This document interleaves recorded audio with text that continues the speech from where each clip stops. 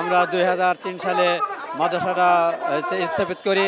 আমরা দীর্ঘ 23 বছর আমরা ভোগান্তি ভুগছি। এখন আমরা এমপিও করতে পারি নাই।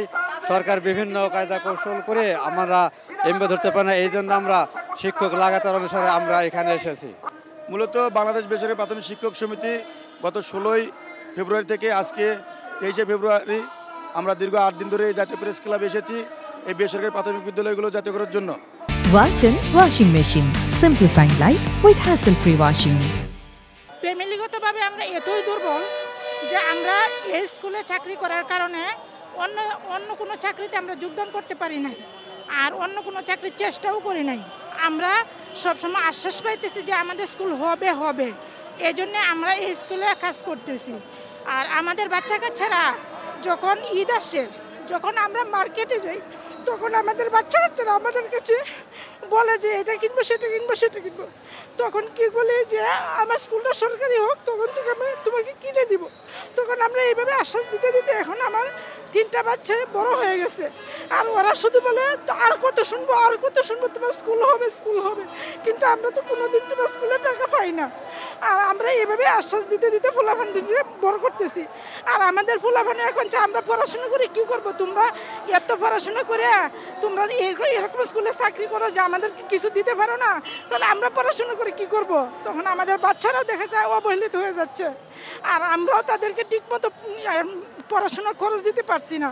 এতে আমরা অনেক ভোগান্তিতে আছি। আমরা নন এমপিও শিক্ষক সংগঠন, অর্থাৎ আমাদের সংগঠনের যে সমস্ত প্রতিষ্ঠান আছে এরা বেতনবিহীন প্রতিষ্ঠান। সকল শিক্ষক, শতভাগ শিক্ষকই বেতনবিহীন। বেতন প্রাপ্তির জন্য বা এমপিও ভুক্তির জন্য আমরা নিয়মতান্ত্রিকভাবে আন্দোলন করে আসছি। এই সরকারের আসার পর আমরা মাঠে আন্দোলন করি নাই, সরকারের সাথে আলাপ আলোচনার মাধ্যমে সমাধান করার চেষ্টা করছি। আমরা 2বার স্মারকলিপি দিয়েছি। 22 বছর হলে এই প্রতিষ্ঠানটি আলেম স্বীকৃতি পাওয়ার পরেও সরকার এমপিও দেয়নি। দীর্ঘদিন এই আলেম স্তর পরিবর্তনের যে শিক্ষকগুলি রয়েছে তারা কোনো বেতন ভাতা না পেয়ে মানবতার জীবনযাপন করছে।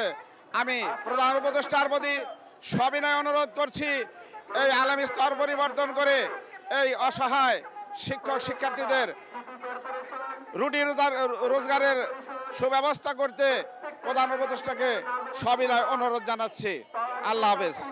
আমরা সূত্রানা technical and BM college Atrai Naogaon থেকে এসেছি। আমরা দীর্ঘ 20 বছর যাবৎ শিক্ষকতা পেশায় নিয়োজিত আছি, কিন্তু কোনো বেতন পাই না এবং আমরা মানবতার জীবনযাপন করতেছি। শিক্ষা প্রতিষ্ঠানগুলোকে যেন এমপিও কর্মচারীর যে ব্যথাটা, যে আমাদের একটাই দাবি, এক দাবি, সেটা হচ্ছে আমাদের বেতন।